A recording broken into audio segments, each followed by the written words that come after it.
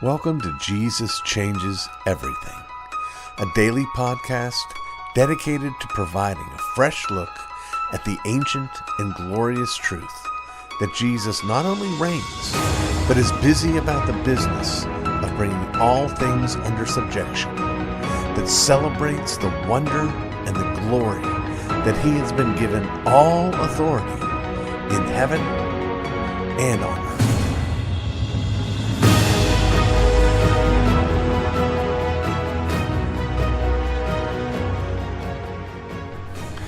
It's Tuesday, and you know what that means.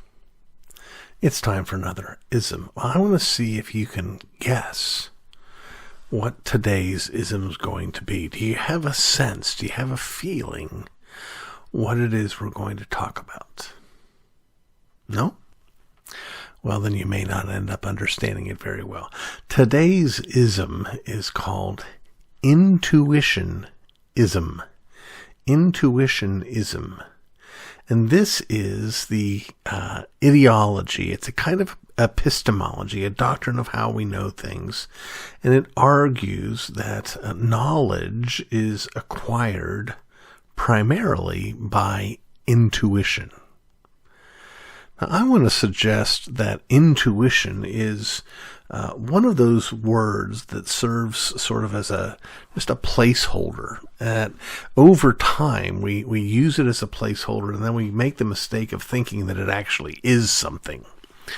There's a lot of words like that. I think I've talked about some of them before. One of them is this word instinct. If I ask you, well, hey, why do salmon swim upstream at the end of their lives before they begin the next generation? Or why do the swallows go to San Juan Capistrano? And you'd say to me, well, it's because of instinct. And I would say, well, what is instinct?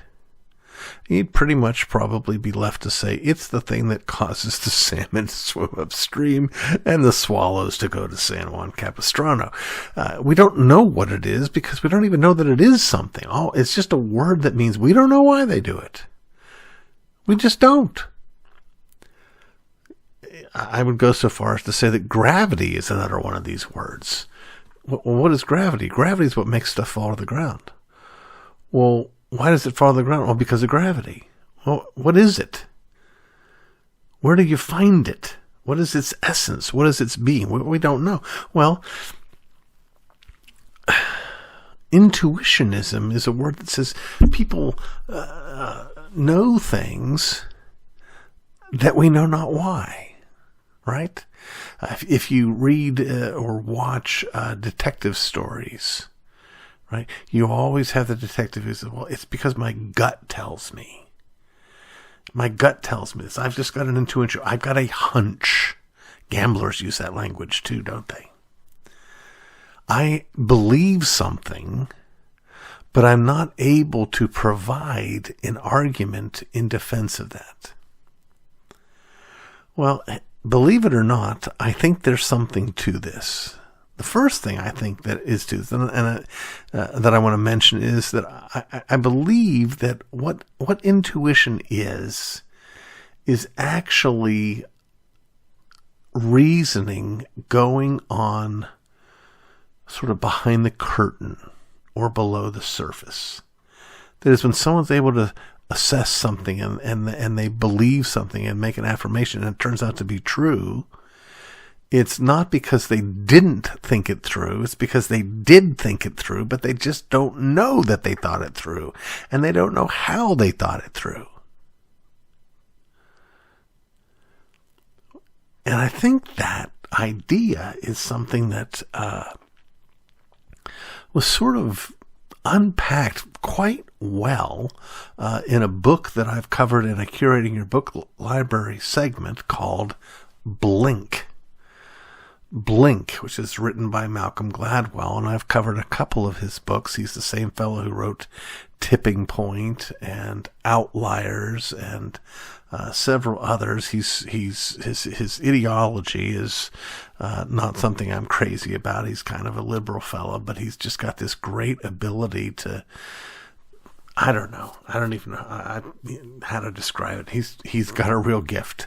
And in this book, Blink, what he does is he talks about not only that it happens, that we often know things without consciously thinking them through, but that we often know things better that way than we might when we think things through. So I think it happens. I don't think it's magic. I don't think it's a denial of logic or reason. I don't think any of that. I just think it's what happens when you're not thinking about how you're thinking. You know, another example, a kind of example. Many of us have different skills. When I try to learn to play the guitar, the reason I'll never be a good guitar player is because I look at the sheet and I see what the note is. And then I have to think, where do my fingers go for that note? And then I got to put my fingers on the right strings in the right places. And by the time that happens, the song's over. I remember as a kid playing in music class, hang down your head, Tom. Dooley. See, that gap is when I was remembering what the next chord is and where my fingers go. That's not intuition. When you watch a skilled guitarist and you see their fingers running over the frets in rapid speed, that is a kind of intuition. So it's a real thing. I don't know much about it. I know it's real. I know it's amazing. I know even if I can't play guitar, when you have acquired a skill, this is the 10,000 hour rule, also from Malcolm Gladwell. You sort of get into this area where stuff just happens below the conscious level. So that's today's ism.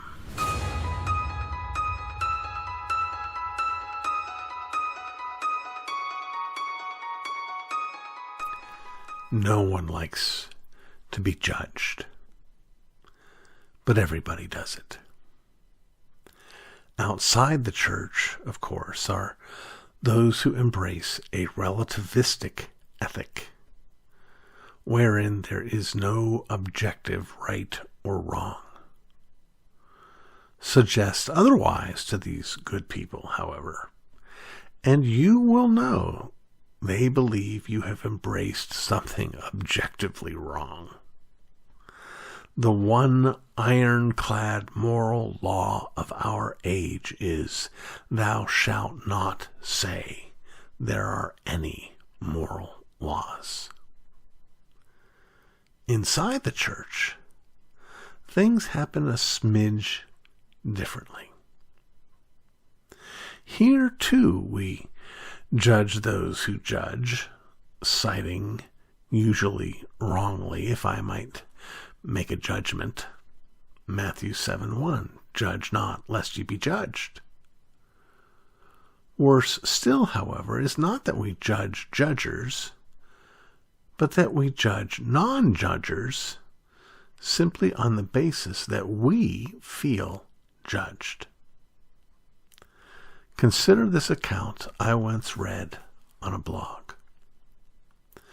Woman A is bemoaning the awful, evil stench straight from hell judgmentalness of hardcore conservative homeschoolers. She explained how she had been out doing some shopping, dressed in pants. She walked into a store, and there, doing her shopping, was Woman B, a member of Woman A's church, dressed in a skirt. Woman B always wore a skirt or a dress, and so Woman A fled the store, retired to her car, unable to shop, and cried her eyes out because she was being judged by Woman B for wearing pants. Now, if you think it not a bad thing for women to wear pants, chances are you sympathize with Woman A. Even if you believe women shouldn't wear pants, chances are you wish Woman B wouldn't be so judgmental. But what, friends, has woman B done? She dressed herself and she went shopping. She said nothing, and as far as we know, thought nothing at all about woman A and her pants.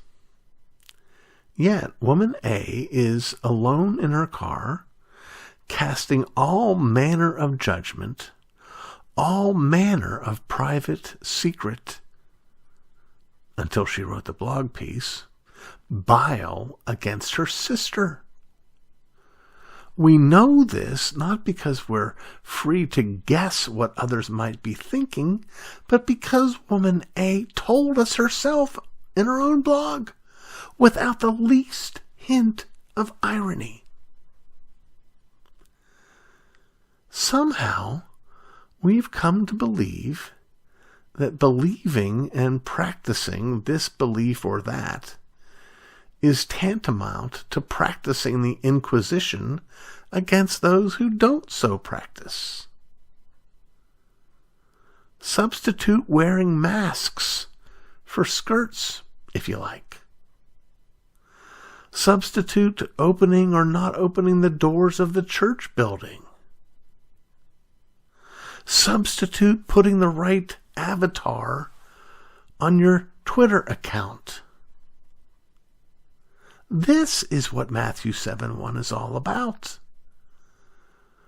When we do have a judgmental attitude, that is, not having a view on what is right and wrong, but rather being quick to convict with little or no evidence, we can rest assured that we will be judged in like manner.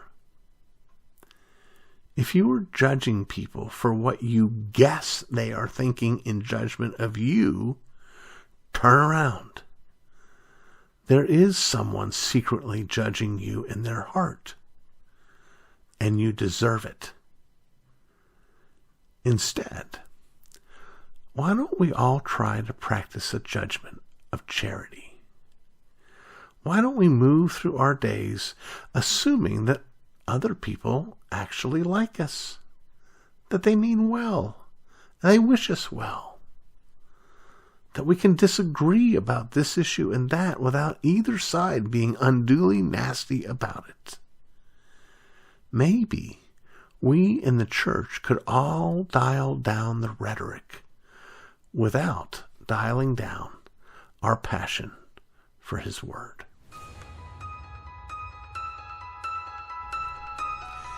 You've been listening to the Jesus Changes Everything podcast, a production of Dunamis Fellowship, the teaching outreach of Dr. R.C. Sproul Jr.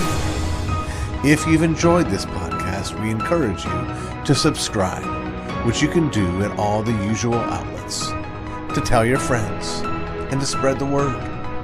To learn more about the work of Dunamis Fellowship, please visit rcsproulJR.com. And join us next time on Jesus Changes Everything.